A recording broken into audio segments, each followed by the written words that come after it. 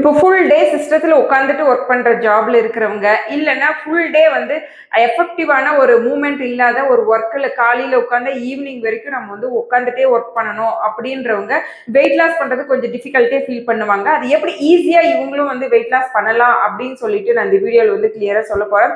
அதுக்கு முன்னாடி என்னோட 30 டேஸ் சேலஞ்சில் ஜாயின் பண்ணி வெயிட் லாஸ் பண்ணணும்னு நினைச்சீங்களா தாராளமா ஜாயின் பண்ணலாம். இதே போல டெய்லி யூஸ்ஃபுல் இன்ஃபர்மேஷன் தெரிஞ்சுக்கணும்னு நினைச்சீங்களா மறக்காம ஃபாலோ பண்ணிக்கோங்க. இப்போ ஃபுல் டே உட்காந்துட்டே ஒர்க் பண்ற இப்போ வந்து சிஸ்டம் ஒர்க் பண்றவங்க மோஸ்ட் ஆஃப் அவங்களுக்கு வந்து இப்போ பாடி ஆக்டிவிட்டியோட மைண்ட் ப்ரெஷர் வந்து அதிகமா இருக்கும். அப்ப அதிகமா வந்து டீயோ காஃபியோ எடுப்பாங்க. அது மட்டும் இல்லாம ஹை கலோரி ஃபுட்ஸ் வந்து ஸ்நாக்ஸ் வந்து எடுக்கிறதுக்கு மோர் சான்ஸ் இருக்கு. இவங்க இந்த மாதிரி பர்சன்ஸ் வந்து ஃபுல்லா அவங்க வந்து ஃபோக்கஸ் ஃபுல்லா வந்து ஃபுட்ல வந்து இருக்கணும்.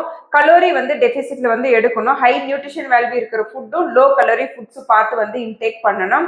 அதில் ஒன்று வந்து பிசிக்கல் ஆக்டிவிட்டி அவங்களால வந்து இல்லை, என்னால் எக்ஸசைஸ் பண்ண முடியல அப்படின்றவங்க மோஸ்ட் ஆஃப் வந்து மார்னிங் இல்லைன்னா ஈவினிங் வந்து டைம் வந்து சூஸ் பண்ணிக்கணும். இன் பிட்வீன்ல இப்போ ஒர்க் பண்ற டைம்ல வந்து 1 ஹவருக்கு ஒன்ஸ் வந்து ஜஸ்ட் ஒரு வாக்கோ இல்லைன்னா வந்து இப்போ ஃபோன் கால் வரும்போது டைம் ஒதுக்கி ஒரு 5 to 10 மினிட்ஸ் வந்து வாக் பண்றதோ இந்த மாதிரி வந்து அவங்களா டைம் ஒதுக்கி கொஞ்சம் வந்து அவங்க பிசிக்கல் ஆக்டிவிட்டி மூவ்மெண்ட் பண்ணாங்கன்னா அவங்களுமே வந்து ஈஸியாக வெயிட் லாஸ் பண்ணலாம்.